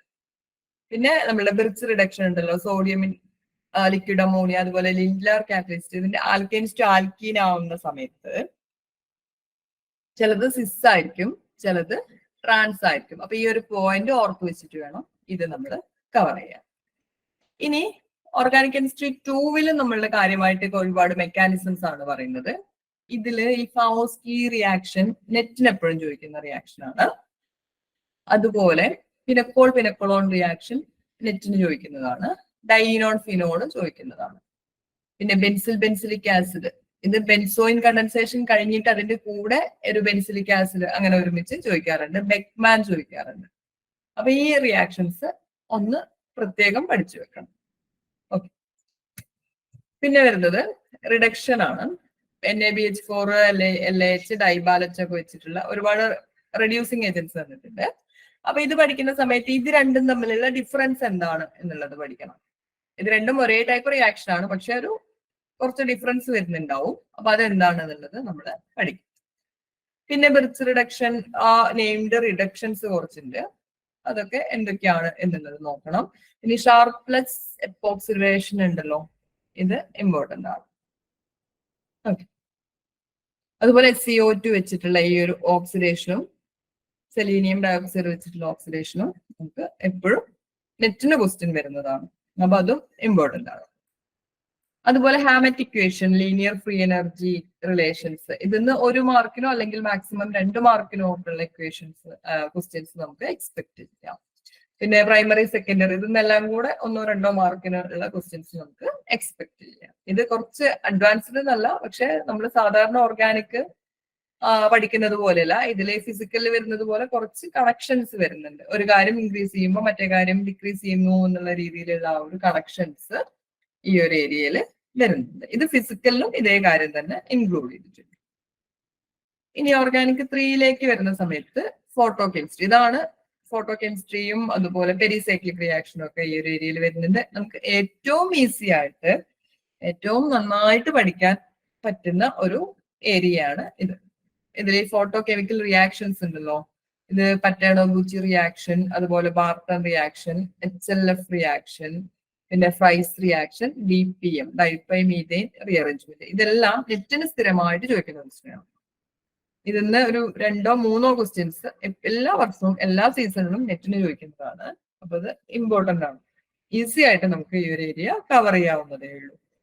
ഇതിൽ നമ്മൾ ഒരുപാട് ഈ ഫോട്ടോ റിയാക്ഷൻസിൽ നമ്മൾ ഒരുപാട് ക്വസ്റ്റ്യൻസ് വർക്ക്ഔട്ട് ചെയ്ത് നോക്കിയാൽ മതി. അപ്പൊ നമുക്കത് ഈസി ആയിട്ട് നമുക്ക് പെട്ടെന്ന് തന്നെ പ്രൊഡക്റ്റിലേക്ക്, ഇതിൽ ഒരുപാട് മെക്കാനിസം ഒന്നും നമുക്ക് എഴുതാനുണ്ടാവില്ല, ഈസി ആയിട്ട് പ്രൊഡക്റ്റിലേക്ക് എത്താൻ പറ്റും. ഇനി നമ്മൾ ഏറ്റവും എളുപ്പത്തിൽ നമുക്ക് ഇൻട്രസ്റ്റിംഗ് ആയിട്ട് പഠിക്കാൻ പറ്റുന്നത് നമ്മുടെ പെരിസൈക്ലിക് റിയാക്ഷൻ ആണ്. ഇതിൽ എപ്പോഴും ക്വസ്റ്റ്യൻ വരുന്ന ഒരു ഏരിയ എന്ന് പറയുന്നത് കാര്യമായിട്ട് ഇത് രണ്ടുമാണ്, ഇലക്ട്രോസൈക്ലിക്കും സൈക്ലോ അഡീഷനും. ഇലക്ട്രോസൈക്ലിക് ആണ് നമുക്ക് ഈ പ്രൊഡക്റ്റ് എഴുതാൻ കുറച്ച് ബുദ്ധിമുട്ട് വരിക. ബുദ്ധിമുട്ട് എന്ന് പറഞ്ഞു കഴിഞ്ഞാൽ അവിടെ സ്റ്റീരിയോ കെമിസ്ട്രി എന്തായാലും അപ്ലൈ ചെയ്യും. നമുക്ക് ഡയറക്റ്റ് ആയിട്ട് ഇപ്പോ 2D ആയിട്ടാണ് നമ്മൾ, അതായത് സ്റ്റീരിയോ കെമിസ്ട്രി നമ്മൾ എടുക്കുന്നില്ല എന്നുണ്ടെങ്കിൽ ഈസി ആയിട്ട് നമുക്ക് ഇലക്ട്രോസൈക്ലിക്കിന്റെ പ്രൊഡക്റ്റ് എഴുതാൻ പറ്റും. പക്ഷെ എക്സാമിന് എപ്പോഴും എന്താ ചെയ്യുക, ഇലക്ട്രോസൈക്ലിക്കില് സ്റ്റീരിയോ കെമിസ്ട്രി ആഡ് ചെയ്യും. നമുക്ക് പ്രൊഡക്റ്റ് എന്താണെന്ന് അറിയുന്നുണ്ടായിരിക്കും, പക്ഷെ ഏത് ഗ്രൂപ്പാണ് മുകളിൽ ഏത് ഗ്രൂപ്പാണ് താഴെ എന്നുള്ളത് നമുക്ക് ഐഡന്റിഫൈ ചെയ്യാൻ ബുദ്ധിമുട്ടായിരിക്കും. അപ്പൊ ഇലക്ട്രോസൈക്ലിക്കിന് നമുക്ക് കറക്റ്റ് ആയിട്ട് ഒരു കോഡ് ഉണ്ട്. ആ കോഡ് വെച്ച് കഴിഞ്ഞാൽ നമുക്ക് ഈസി ആയിട്ട് സിസ് ആണോ ട്രാൻസ് ആണോ അല്ലെങ്കിൽ എബോവ് ദ പ്ലെയിൻ ആണോ ബിലോ ദ പ്ലെയിൻ ആണോ എന്ന് നമുക്ക് ഐഡന്റിഫൈ ചെയ്യാൻ പറ്റും. അപ്പൊ ഇത് ഇമ്പോർട്ടന്റ് ആണ്. ഇലക്ട്രോസൈക്ലിക്, സൈക്ലോ അഡീഷൻ, അതുപോലെ തന്നെ നമ്മളുടെ സിഗ്മ ട്രോപിക്കിലുള്ള 3-3 റീഅറേഞ്ച്മെന്റ്, കോപ്പ്, ഓക്സി കോപ്പ്, അതെല്ലാം ഇമ്പോർട്ടന്റ് ആണ്. പിന്നെ ഡീൽസ്-സാൽഡർ റിയാക്ഷൻ ഉണ്ടല്ലോ 4+2, അത് ഇമ്പോർട്ടന്റ് ആണ്. പിന്നെ നാച്ചുറൽ പ്രൊഡക്ട്സ്, ഇതെന്നൊക്കെ പിന്നെ എന്താണ് ചോദിക്കുക എന്നുള്ളത് നമുക്ക് വലിയ ഐഡിയ ഒന്നുമില്ല. അതിൽ ഈ പ്രോട്ടീൻസിന്റെ കേസിൽ നമ്മളുടെ എഡ്മാൻസ് മെത്തേഡ്, സാങ്കേഴ്സ് മെത്തേഡ് ഇമ്പോർട്ടന്റ് ആണ്. ന്യൂക്ലിക് ആസിഡിന്റെ കേസിലാണെന്നുണ്ടെങ്കിൽ ഏതൊക്കെ ബേസ്, RNA-യിലുള്ള ബേസ്, അതുപോലെ DNA-യിലുള്ള ബേസ്, അങ്ങനെ ജനറൽ ആയിട്ടുള്ള കാര്യങ്ങൾ ചോദിക്കാം. ഈ ഒരു ഏരിയയിൽ നിന്ന് എന്താണ് ചോദിക്കുക എന്നുള്ളത് നമുക്ക് പ്രിഡിക്റ്റ് ചെയ്യാൻ പറ്റില്ല. ഇതാണെങ്കിൽ ഒരുപാടുണ്ട്, നമ്മളിപ്പോ എന്തൊക്കെ എവിടെ വരെയൊക്കെ പഠിക്കും എന്നുള്ളതും ഈ ഒരു ഏരിയയിൽ നമുക്കൊന്നും പറയാൻ പറ്റില്ല. പിന്നെ പോളിമറൈസേഷൻ, അതില് പോളിന്യൂക്ലിയോടൈഡ്സിന്റെ പോളിമറൈസേഷൻ വരുന്നുണ്ട്. പ്രോട്ടീൻസിന്റെ സീക്വൻസിങ് ബൈ എഡ്മാൻസ് മെത്തേഡ്, എഡ്മാൻ നെറ്റിനും ചോദിച്ചു കണ്ടിട്ടുണ്ട്, 2 പ്രാവശ്യം നെറ്റിന് ചോദിച്ചിട്ടുണ്ട്. പിന്നെ പ്രോട്ടീന്റെ ഡീനാച്ചുറേഷൻ, സിഗ്ലർ കാറ്റാലിസിസ് എല്ലാം ചോദിച്ചിട്ടുണ്ട്.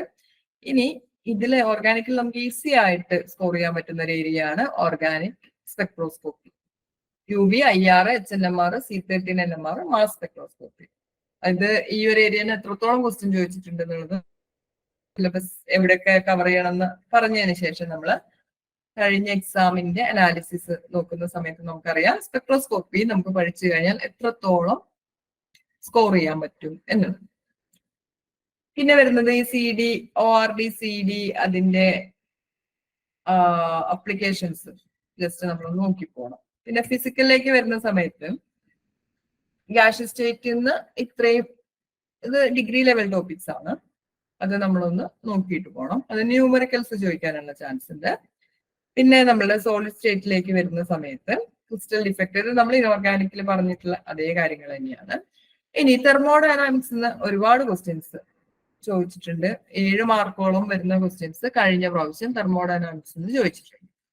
അപ്പോ ഇതിലിപ്പോ സിലബസിൽ ഇത്രയേ ഉള്ളൂ എന്നുണ്ടെങ്കിലും തെർമോഡൈനാമിക്സ് നിന്ന് ഒരുപാട് തിരിച്ചും മറിച്ചൊക്കെ ക്വസ്റ്റ്യൻസ് ചോദിച്ചു വെച്ചിട്ടുണ്ട്. അത് ചിലതൊക്കെ ബേസിക് ലെവൽ ക്വസ്റ്റ്യൻസ് ആണ്.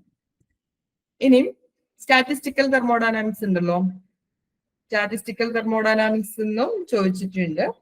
3 മാർക്കിനോളം കഴിഞ്ഞ പ്രാവശ്യം ചോദിച്ചിട്ടുണ്ട്. സ്റ്റാറ്റിസ്റ്റിക്കൽ പഠിക്കുന്ന സമയത്ത് നമ്മളത് കറക്റ്റ് ഇക്വേഷൻസ് പഠിച്ചു പോവാന്നുള്ളതാണ്. ഇക്വേഷൻസ് പഠിച്ചിട്ട് അതിൽ കാര്യമായിട്ട് ചോദിക്കുന്നത് ഡബ്ല്യു എന്ന് പറയുന്ന ഒരു കാര്യമുണ്ടല്ലോ, നമ്മളുടെ പ്രോബബിലിറ്റി അല്ലെങ്കിൽ weight factor, statistical weight factor എന്ന് പറയുന്ന ഡബ്ല്യു കാണാനുള്ള കുറച്ച് ഇക്വേഷൻസ് ഉണ്ട്. ഓരോ ടൈപ്പ് സ്റ്റാറ്റിസ്റ്റിക്സ് വരുന്ന സമയത്തുള്ള ഇക്വേഷൻസ് അത് കറക്റ്റ് ആയിട്ട് പഠിക്കുക എന്നുള്ളതാണ് സ്റ്റാറ്റിസ്റ്റിക്കലിൽ നമ്മൾ ചെയ്യേണ്ടത്.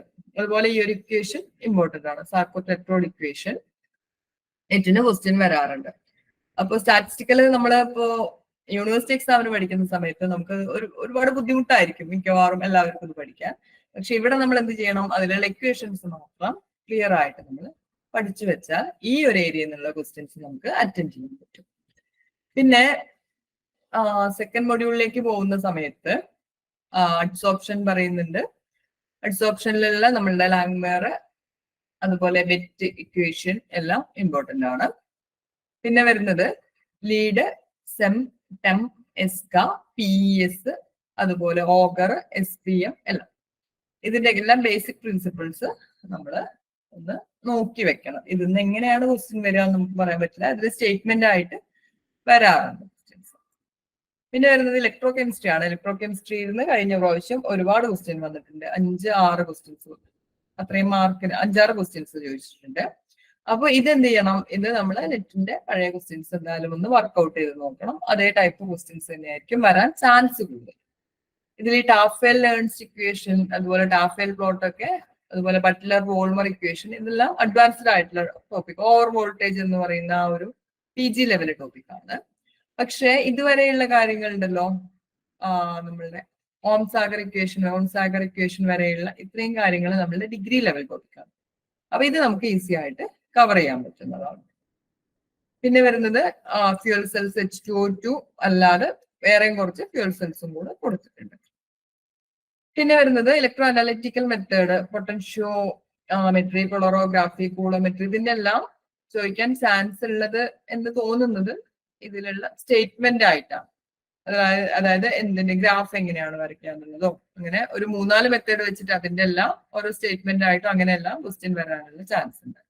പിന്നെ കൈനറ്റിക്കില് നമ്മളെ ഓരോ, അതായത് first order, second order, zero order ഒക്കെ അല്ലേ, ഇതിന്റെ എല്ലാറ്റിന്റെയും ആ ഒരു ഗ്രാഫ് ഉണ്ടാവുമല്ലോ, ഗ്രാഫ് നമ്മൾ പഠിച്ചു വെക്കണം. അതുപോലെ അതിന്റെ ഹാഫ് ലൈഫ് കാണാനുള്ള ആ ഒരു ഇക്വേഷൻസ് ഉണ്ടായിരിക്കും എല്ലാറ്റിന്റെയും, ആ ഇക്വേഷൻ നമ്മൾ പഠിച്ചു വെക്കണം.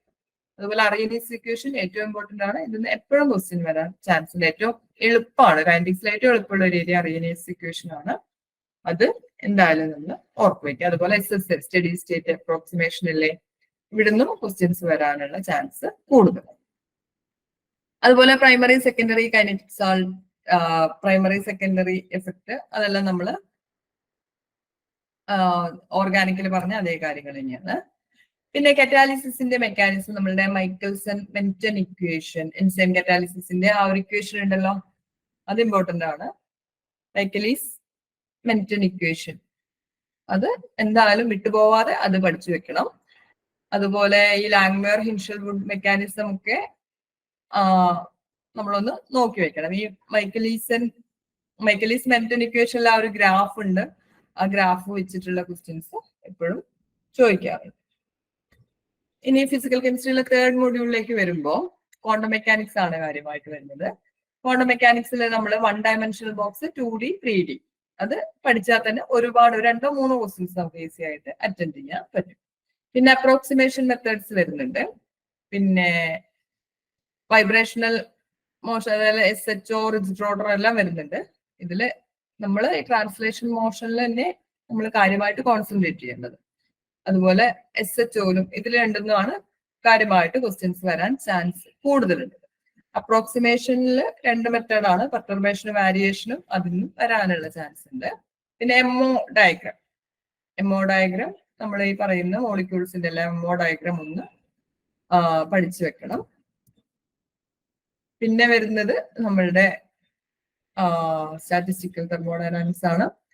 അതിൽ നിന്ന് ഈ തെർമോഡൈനാമിക് പ്രോബബിലിറ്റി W എന്ന് പറയുന്നത്, പിന്നെ 3 സ്റ്റാറ്റിസ്റ്റിക്സിലെ MB വരുന്നുണ്ട്, BE വരുന്നുണ്ട്, FD വരുന്നുണ്ട്. ഇത് ഇതിലെ മൂന്നിലും ഈ ഡബ്ല്യുവിന്റെ ഇക്വേഷൻ എല്ലാം നമ്മൾ പഠിച്ചു വെക്കണം. പിന്നെ ഹീറ്റ് കപ്പാസിറ്റിയിലെ ക്വാണ്ടം തിയറി വരുന്നുണ്ട്. ഈ ഡി ലോ അല്ലെ, ഡിലോങ് പെറ്റിറ്റ്സ് ലോ കഴിഞ്ഞ പ്രാവശ്യം ചോദിച്ചിട്ടുണ്ട്. അതുപോലെ ഐൻസ്റ്റീൻ തിയറി, ഡിബൈ തിയറി, ഇതിന്റെ എല്ലാം ജസ്റ്റ് ഇക്വേഷൻസ് മാത്രം ഒന്ന് പഠിച്ചു വെക്കാം. എന്താണ് പറയുന്നതെന്നും അതിന്റെ ഇക്വേഷൻസ് മാത്രം ഒന്ന് പഠിച്ചു വെക്കാം. പിന്നെ നമ്മളുടെ ഗ്രൂപ്പ് തിയറി ആണ് വരുന്നത്. ഗ്രൂപ്പ് തിയറിയിൽ ക്യാരക്ടർ ടേബിള്, ഏതൊക്കെയാണ് സിമെട്രി എലമെന്റ്സ്, സിമെട്രി ഓപ്പറേഷൻസ് എന്തൊക്കെയാണ്, പിന്നെ പോയിന്റ് ഗ്രൂപ്പ് എങ്ങനെയാണ് നമ്മൾ കാണുന്നത്. നമ്മൾ കോമൺ ആയിട്ട് പറയുന്ന ആൾക്കാരുടെ മോളിക്യൂൾസിന്റെ എല്ലാം പോയിന്റ് ഗ്രൂപ്പ്സ് നമുക്ക് അറിയുന്നുണ്ടായിരിക്കുമല്ലോ. അപ്പൊ കുറച്ചും കൂടെ വലിയ ആൾക്കാരുടെ വലിയ മോളിക്യൂൾസിന്റെ പോയിന്റ് ഗ്രൂപ്പ്സ് നമ്മൾ വെക്കണം. അതുപോലെ സിമെട്രി ഓപ്പറേഷന്റെ കോമ്പിനേഷൻ ഇല്ലേ, ഇപ്പൊ സിഗ്മ എച്ചും C3യും വന്നു, അപ്പൊ എന്താ പ്രൊഡക്റ്റ് വരുന്നത്, അല്ലെങ്കിൽ ഏത് ഓപ്പറേഷൻ ആണ് പ്രൊഡക്റ്റ് ആയിട്ട് വരിക, ബൈനറി കോമ്പിനേഷൻസ് ഒന്ന് നോക്കാം. പിന്നെ അതുപോലെ സ്പെക്ട്രോസ്കോപ്പിയിലുള്ള അപ്ലിക്കേഷൻസ്, നമ്മള് രാമൻ ആക്റ്റീവ് ആണോ IR ആക്റ്റീവ് ആണോ എന്നൊക്കെ നോക്കാൻ വേണ്ടിയിട്ട് ആ ക്യാരക്ടർ ടേബിളിന്റെ റൈറ്റ് സൈഡിൽ പിന്നെ ഒരു കോളം വരുന്നുണ്ടല്ലോ, X Y ഒക്കെ കോമ്പിനേഷൻ വെച്ചിട്ടുള്ള ആ ഒരു കോളം കൂടി ഇൻക്ലൂഡ് ചെയ്തിട്ട് ഇതിനെങ്ങനെയാണ് സ്പെക്ട്രോസ്കോപ്പിയിൽ നമുക്ക് അപ്ലൈ ചെയ്യാൻ പറ്റുക എന്നുള്ള കാര്യങ്ങൾ നോക്കാം. പിന്നെ ഇലക്ട്രോണിക് സ്പെക്ട്രോസ്കോപ്പി, ഇതില് മൈക്രോവേവ്, IR, എല്ലാ സ്പെക്ട്രോസ്കോപ്പിക് ടെക്നിക്സും അതിന്റെ ഫിസിക്കൽ ആയിട്ടുള്ള കാര്യങ്ങൾ, അതിലുള്ള ഇക്വേഷൻസും അങ്ങനത്തെ കാര്യങ്ങൾ, ന്യൂമറിക്കൽ ആയിട്ടുള്ള കാര്യങ്ങൾ നമ്മൾ പഠിച്ചു വെക്കാം. ഇനി ലാസ്റ്റ് മൊഡ്യൂളിലേക്ക് പോകുന്ന സമയത്ത് ഇത് അഡ്വാൻസ്ഡ് ആയിട്ടുള്ള ടോപ്പിക്സ് ഇതിൽ വരുന്നുണ്ട്. ഇതിൽ എറേഴ്സ് ഉണ്ടല്ലോ ആദ്യത്തെ പാരഗ്രാഫിൽ വരുന്നത്, അതിന് ഒരു ക്വസ്റ്റ്യൻ മിക്കവാറും ചോദിക്കാറുണ്ട്. പിന്നെ വരുന്നത് നമ്മളെ TG, DTA, DSC അങ്ങനത്തെ അനാലിറ്റിക്കൽ ടെക്നിക്സ് അല്ലേ, അതൊന്നും കഴിഞ്ഞ പ്രാവശ്യം ക്വസ്റ്റ്യൻ കണ്ടില്ല, പക്ഷെ അത് ചോദിക്കാറുണ്ട്. അസിസ്റ്റന്റ് സയന്റിസ്റ്റിന്റെ ആ എക്സാമിനെല്ലാം ചോദിച്ചിട്ടുണ്ടായിരുന്നു, HSST എല്ലാം ചോദിച്ചിട്ടുണ്ടായിരുന്നു.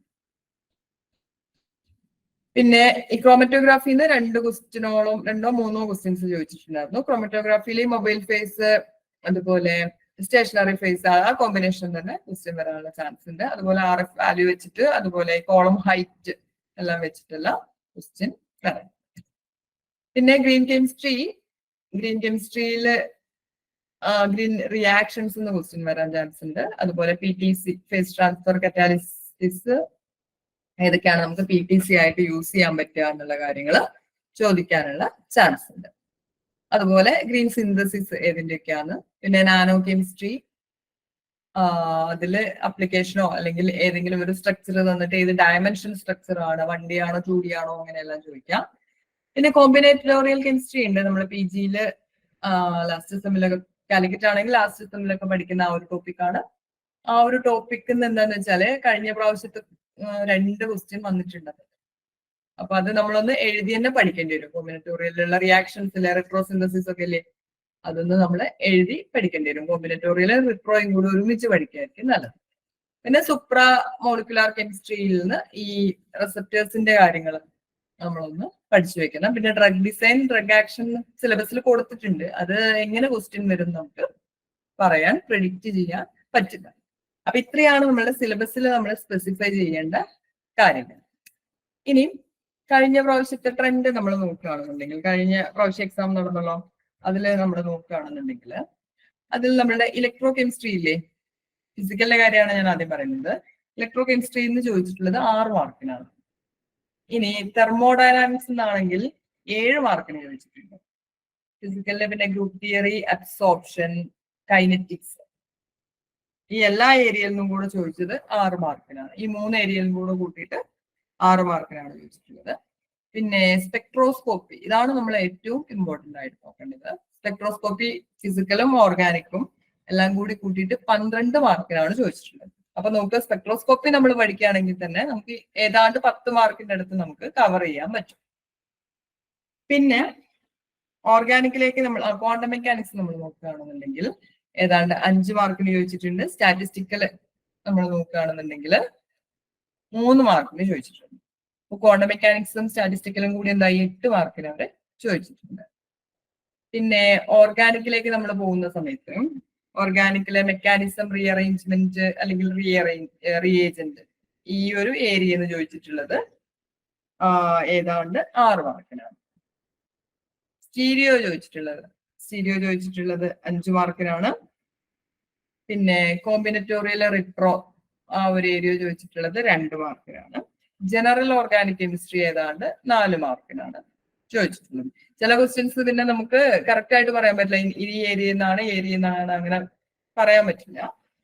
പിന്നെ നമ്മള് ഫോട്ടോ കെമിസ്ട്രി പെരിസൈക്ലിക് ഇല്ലേ, അത് രണ്ടും കൂടെ ചോദിച്ചിട്ടുള്ളത് 4 മാർക്കിന് ചോദിച്ചിട്ടുണ്ട്.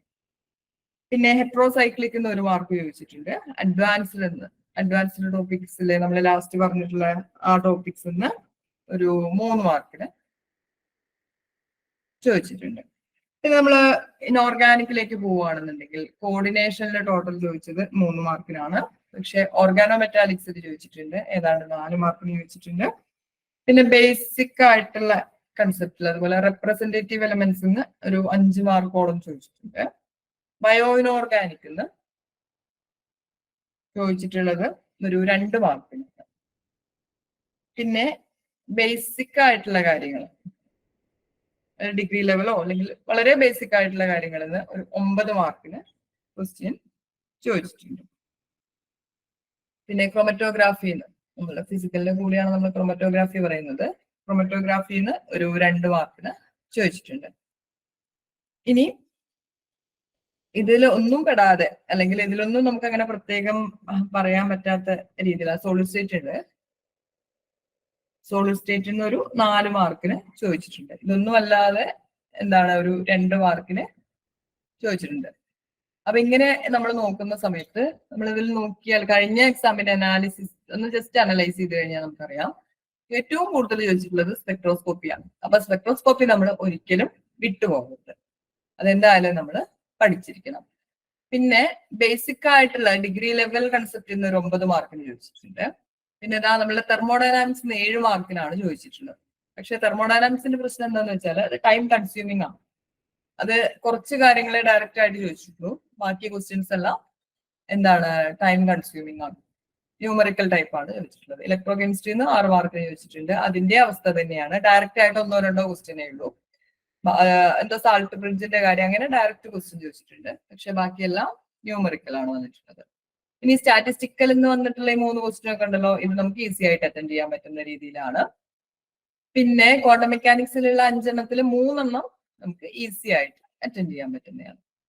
പിന്നെ ഓർഗാനിക്കിലേക്ക് വരുന്ന സമയത്ത് ഇതിൽ നമുക്ക് ഈ ജിയോസി പെരി സൈക്ലിക് ഫോട്ടോ കെമിസ്ട്രി അതിൽ നിന്ന് ഒരു 4 ക്വസ്റ്റ്യൻ വരുന്നുണ്ടല്ലോ, ഇത് നമുക്ക് ഈസി ആയിട്ട് അറ്റൻഡ് ചെയ്യാൻ പറ്റുന്ന രീതിയിലാണ്. ജിഒസിയും നമുക്ക് അറ്റൻഡ് ചെയ്യാൻ പറ്റും.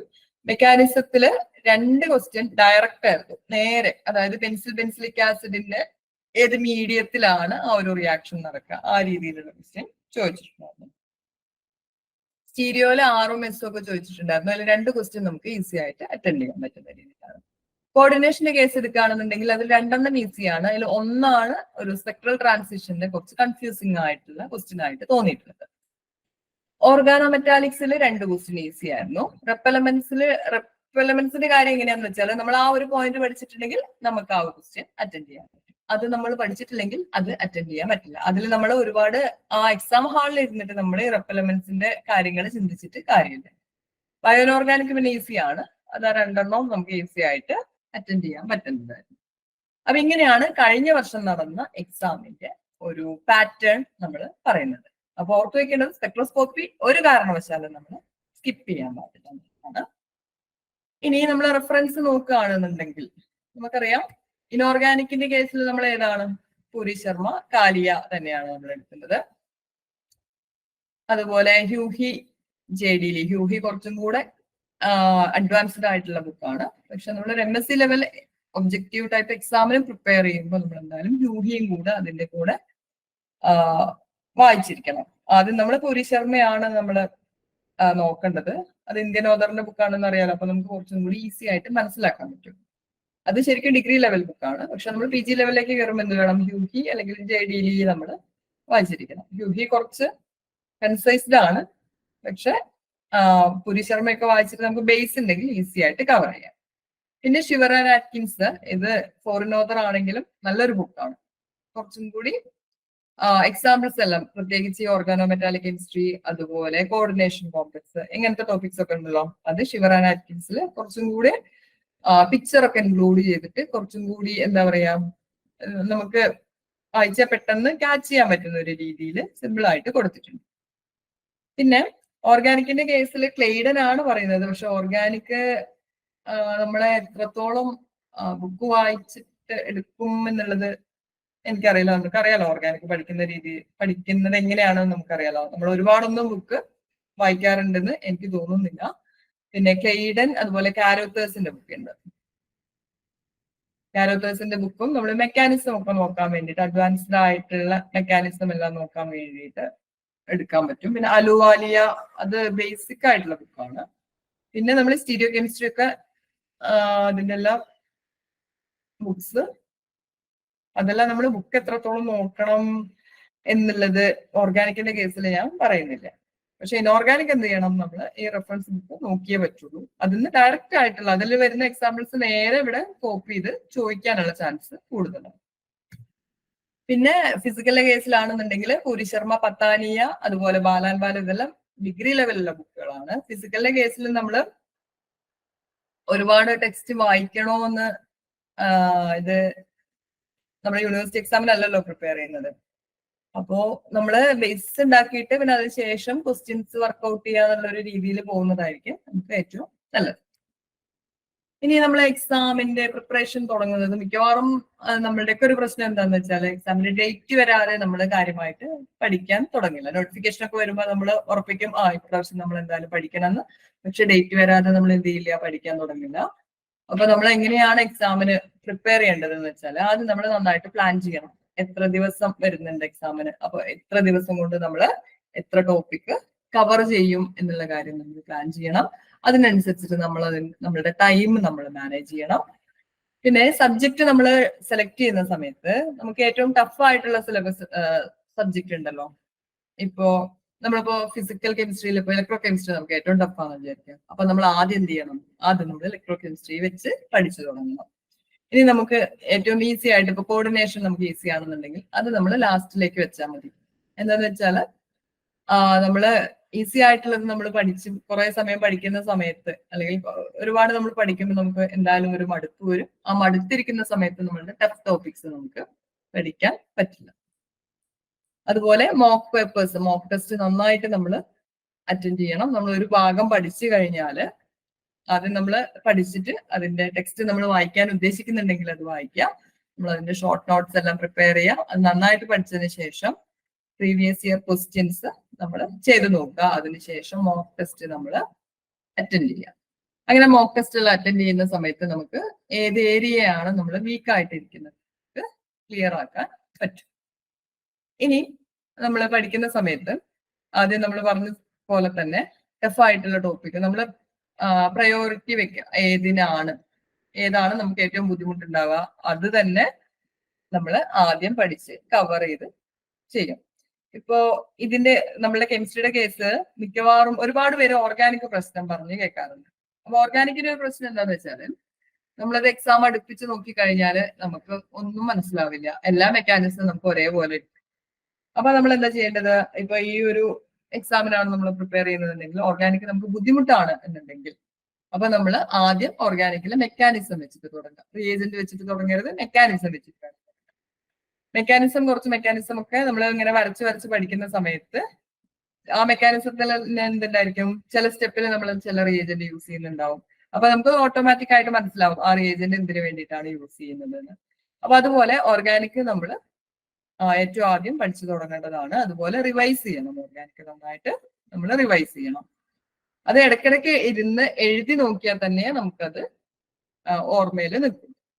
പിന്നെ അതുപോലെ നമ്മൾ ഇപ്പോ പലപ്പോഴും നമ്മൾ നോട്ട്സ് എന്ന് പറഞ്ഞിട്ട് മിക്കവാറും നമ്മൾ PDF ആയിരിക്കും നമ്മുടെ കയ്യിൽ ഉണ്ടായിരിക്കുക. അല്ലെങ്കിൽ വേറെ ആരെങ്കിലും എഴുതിയ നോട്ട് നമ്മൾ ഫോട്ടോ ഒക്കെ എടുത്ത് സ്കാൻ ചെയ്തിട്ട് PDF ആക്കിയിട്ട് അപ്പൊ അങ്ങനത്തെ നോട്ട്സ് വെച്ചിട്ട് പഠിച്ചു കഴിഞ്ഞാൽ നമുക്ക് അത്ര എഫക്റ്റീവ് ആവുമെന്ന് തോന്നുന്നില്ല. അപ്പൊ നമ്മൾ തന്നെ എഴുതി ഉണ്ടാക്കിയ നോട്ട് വെച്ചിട്ട് വേണം നമ്മൾ പഠിക്കാൻ വേണ്ടിയിട്ട്. പിന്നെ അതുപോലെ നമ്മള് വലിയ നോട്ട് എഴുതുന്ന സമയത്ത് അതിന്റെ കൂടെ തന്നെ ഒരു ഷോർട്ട് നോട്ടും കൂടി നമ്മളുടെ കയ്യിൽ വെക്കുക. അതിൽ ഏറ്റവും ഇമ്പോർട്ടന്റ് ആയിട്ടുള്ള പോയിന്റ്സ്, സെന്റൻസ് ഒന്നും എഴുതരുത്, പോയിന്റ്സ് മാത്രം എഴുതുന്ന രീതിയിൽ നമ്മൾ അതും കൂടെ അതിന്റെ കൂടെ വെക്കുക. അതുപോലെ ഒബ്ജക്റ്റീവ് ടൈപ്സ് ക്വസ്റ്റ്യൻ MCQs നമ്മൾ അറ്റൻഡ് ചെയ്യാൻ നോക്കുക. ഒരു ടോപ്പിക് കഴിഞ്ഞാൽ 1-2 ടോപ്പിക് കവർ ചെയ്ത് കഴിഞ്ഞാൽ പിന്നെ ആ ഒരു ഏരിയയിലുള്ള ക്വസ്റ്റ്യൻസ്, പഴയ ക്വസ്റ്റ്യൻസ് എല്ലാം നമ്മളൊന്ന് അറ്റൻഡ് ചെയ്ത് നോക്കുക. അതിന്റെ കൂടെ തന്നെ നോട്ട്സ് എപ്പോഴും റിവൈസ് ചെയ്തുകൊണ്ടിരിക്കുക. ഓർഗാനിക്കിന്റെ കേസ് ഞാൻ പിന്നെയും പറയാണ്, എപ്പോഴും നമ്മുടെ നോട്ട്സ് വെച്ചിട്ട് തന്നെ അത് റിവൈസ് ചെയ്തുകൊണ്ട് ഇരിക്കണം. പിന്നെ അതുപോലെ മോക്ക് ടെസ്റ്റ് നമ്മൾ അറ്റൻഡ് ചെയ്യണം. അതുപോലെ ഈ ക്വസ്റ്റ്യൻസ് ഇതിൽ ഏറ്റവും കാര്യമായിട്ട് വേണ്ടത് നമ്മൾ ഒരുപാട് പഠിക്കുക എന്നുള്ളതല്ല, പക്ഷെ ആ പഠിച്ച കാര്യങ്ങൾ നമ്മൾ നന്നായിട്ട് പ്രാക്ടീസ് ചെയ്തുകൊണ്ടേ ഇരിക്കുക എന്നുള്ളതാണ് നമ്മൾ ചെയ്യുന്നത്. ഇനി ഈ ഒരു കോഴ്സ് നമ്മുടെ ഏണസ്റ്റ് അക്കാദമി പ്രൊവൈഡ് ചെയ്യുന്നുണ്ട്. നമുക്ക് ഒരു വീക്കില് 3 ലൈവ് ക്ലാസ്സുകൾ ഉണ്ടായിരിക്കും. 3 മുതൽ 5 വരെ ക്ലാസ്സുകൾ നമുക്ക് അവൈലബിൾ ആയിരിക്കും. അതുപോലെ സ്റ്റഡി മെറ്റീരിയൽസും മോക്ക് ടെസ്റ്റും വീക്ക്ലി ടെസ്റ്റും എല്ലാം നിങ്ങൾക്ക് അവൈലബിൾ ആയിരിക്കും. ഇതിനെ കുറിച്ചുള്ള കൂടുതൽ ഡീറ്റെയിൽസ് അറിയാൻ വേണ്ടിയിട്ട് ഇവിടെ താഴെ കൊടുത്തിരിക്കുന്ന നമ്പറിൽ കോൺടാക്ട് ചെയ്താൽ മതിയായിരിക്കും. Okay, thank you.